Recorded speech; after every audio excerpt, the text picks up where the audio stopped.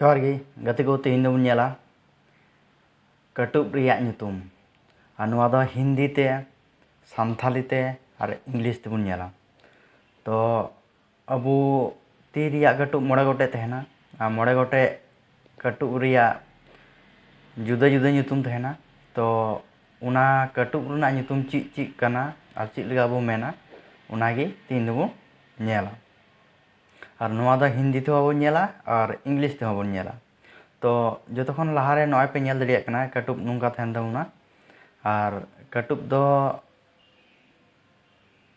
नुका बन नेल दड़िया कना और नुआ कटुब रिगी नुका एडिट का तबना ठीक है। और नॉय पे नेल दड़िया कना तो नुआ कटुब जहां मोटा गी तहन तबना खाटो गी नॉय पे नेल दड़िया कना छवि रहो नोआ दो इंग्लिश ते दो मिता थाम फिंगर चे बो मिता थाम फिंगर हिंदी ते दो मिता अंगूठा और अबू सानथाली ते दो मिता एंगा कटुब से बुढ़ा कटुब हबो मिता ठीक है। नोडे बो नेल दड़िया कना इंडेक्स फिंगर इंग्लिश ते इंडेक्स फिंगर से 4 फिंगर हबो मेन दड़िया और हिंदी ते बो नेल लेखाय उना दो तर्जनी बो मिता और नुआ कटुब ते जहाना गेबन मेना तर्जनी उना ते नुआ दो तर्जनी को मेन कदा ठीक है। और अबू सानथाली दो उदुग कटुब मेन दो जहाना गेबन उदुग खाय नुआ कटुब ते गेबन उदुग गोला टटका माछा उना ते नुआ दो उदुग कटुब अबू सानथाली दो और इंग्लिश दो इंडेक्स फिंगर ठीक है।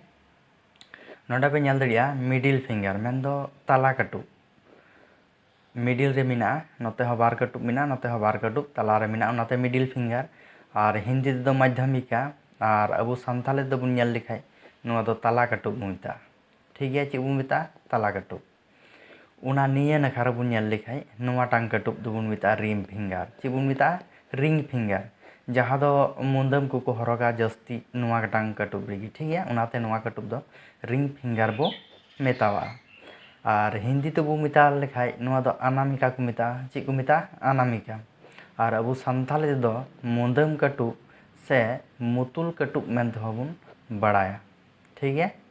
उना खन जहाँ कटुब लास्टे जहाँ मुचाद रे मेना उना दो बन मिता लिटिल फिंगर चे बन मिता लिटिल फिंगर मेन दो हिंदी ते बन मेन लेखाय अनामिका और अबू सानथाली दो सिक कटुब चे बो मिता सिक कटुब और लिटिल फिंगर नुआ दो कटुब जहाँ कना नुआ दो कटिज गी तहना उनाते नुआ दो लिटिल फिंगर को मेन कदा और अबू सानथाली दो बन नेल लेखाय नुआ दो सिक कटुब बन मिता ठीक है।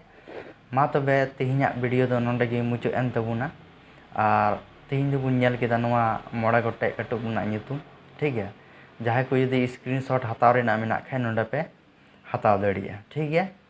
और जान लगा गिन मेना जहाँ जुदी इᱧ चैनल रे नावा गे पे हेज एकान खाय नावा गे पे नेले कान खाय नुआ Jayant Marandi study channel subscribe करते दोहो काग पे और आपे को लगी नुंका गी नावा नावा वीडियो अगू कते हिजुआ ठीक है।